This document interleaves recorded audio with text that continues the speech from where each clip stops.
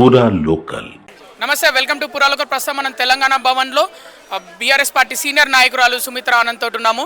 త్వరలో BRS party బీజేపీలో విలీనం కాబోతుందంటూ వార్తలు వస్తున్నాయి. ఎందుకంటే మీ పార్టీ నుంచి ఒకరి తర్వాత ఒకరు మాజీ ఎమ్మెల్యేలు మీ పార్టీకి రాజీనామా చేస్తున్న పరిస్థితి. చెల్లని రూపాయలు ఎటువైనా చెల్లకుండానే పోతాయి. ప్రజామోదం లేనటువంటి నేతలు ఇక కొత్తదనం ఏమన్నా కొత్త రంగు ఏమన్నా పూసుకుంటే ప్రజలు ఆమోదిస్తారేమన్నటువంటి ఆలోచనతోని రంగులు మార్చుకునే ప్రయత్నం చేస్తూ ఉన్నారు. ప్రజాక్షేత్రంలో ఉండి ప్రజలకు ఉపయోగపడే పనులు చేయాలి. కేసీఆర్ గారు అనేక అవకాశాలు ఇచ్చిండ్రు. వెళ్తున్నటువంటి వాళ్ళు ఎవరైతే ఉన్నారో, రాజీనామా చేస్తున్నటువంటి వాళ్ళు ఎవరైతే ఉన్నారో అనేక అవకాశాలు వారికి కేసీఆర్ గారు ఇచ్చారు, ప్రజాక్షేత్రంలో ఉంచారు. వాళ్ళు ఓడిన దానికి ప్రజల్లో వాళ్ళు నిలబెట్టుకోవాలి కదా. వాళ్ళు ప్రజలకు సేవ చేసి ఓటమి లేకుండా వాళ్ళు పని చేయాల్సి ఉండే వాళ్ళ వైఫల్యాల్ని పార్టీ మీద రుద్దుతూ మరో రకంగా పార్టీని వీడుతున్నటువంటి సందర్భం అయితే కష్టకాలంలో ప్రజల పక్షాన ఉండి పోరాడాల్సినటువంటి సమయంలో మరి ప్రజలకు దూరంగా రంగులు మార్చుకుంటూ వెళ్తే ప్రజలైతే ఆమోదించారు. కాళేశ్వరం విషయంలో కేసీఆర్ తప్పు చేసిండు, దమ్ముంటే అసెంబ్లీకి రా అని ముఖ్యమంత్రి రేవంత్ రెడ్డి పిలుపునిచ్చిండు. ఎట్లా చూస్తారు? అది ఏమంటారు, మేకపోతు గాంభీర్యమే. అసెంబ్లీకి వస్తే సమాధానం చెప్పడానికి ఉన్నదా? హరీష్ రావు గారికి సమాధానం చెప్పండి. ఇవాళ మా నాటి నీటిపారుదల శాఖ మంత్రి కాళేశ్వరరావు అని నాటి గవర్నర్ చేత పిలిపించుకున్నటువంటి హరీష్ రావు గారి ఇవాళటి దానికి సమాధానం చెప్పే దమ్ము, ధైర్యం ఈ మంత్రివర్గంలో ముఖ్యమంత్రి నుంచి ప్రతి ప్రజాప్రతినిధి వరకు ఏ ఒక్కరికన్నా ఉన్నదా? ముందు ఇవాళ సంధించినటువంటి ప్రశ్నలకు మీరు చేసినటువంటి కాంగ్రెస్ చేసినటువంటి అసత్య ఆరోపణలు, తప్పుడు ఆరోపణలు ఏవైతే ఉన్నాయో వాటిని ఖండించి మిమ్మల్ని ప్రశ్నించారు కదా.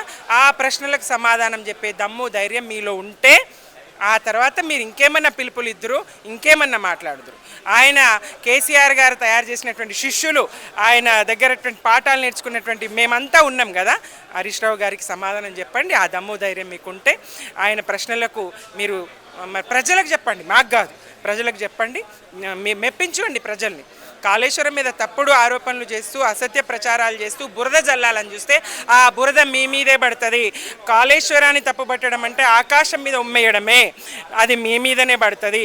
ప్రతి చిల్లర ఆరోపణలాగా దీన్ని కూడా తీసుకుంటే తెలంగాణ ప్రజలు క్షమించరు. ఒక్క 2 పియర్లు గుంగుతూనే దాన్ని, అది కూడా మేడిగడ్డలో మాత్రమే, అట్లాంటి దాన్ని మొత్తం కాళేశ్వరానికి ఆపాదించి అసత్య ప్రచారం చేస్తూ ఉంటే ప్రజలు ఎడ్డిగుడి ప్రజలు గారు.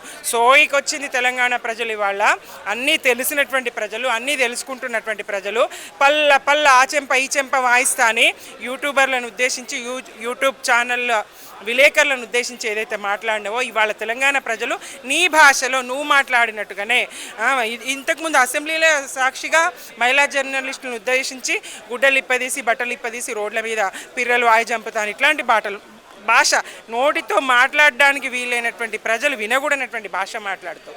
ఇప్పుడు నీకు తెలంగాణ ప్రజాక్షేత్రంలో నువ్వే భాష మాట్లాడినావో ఆ భాష సిద్ధంగా ప్రజలు మాట్లాడడానికి పల్ల ఆ చెంప ఈ చెంప వాయించడానికి సిద్ధంగా ఉన్నారు రేవంత్ రెడ్డి గారు. మీరు మీ ప్రభుత్వం ప్రజాక్షేత్రంలోకి రండి, ప్రజాకోర్టులోకి రండి, తప్పకుండా మీకు శిక్ష పడి తీరుతుంది. మీ పార్టీ ఎమ్మెల్సీ కవిత మీ పార్టీ ఎమ్మెల్యే జగదీష్ రెడ్డిని లిలిపూట్ అని వ్యాఖ్యానించడం జరిగింది. ఎట్లా చూస్తారు? సమస్య సమస్యలు త్వరగానే సరే, ఒకరినొకరు ఆగ్రహంలో ఏమనుకున్నారో పరిస్థితులు తెలుసుకుంటారు.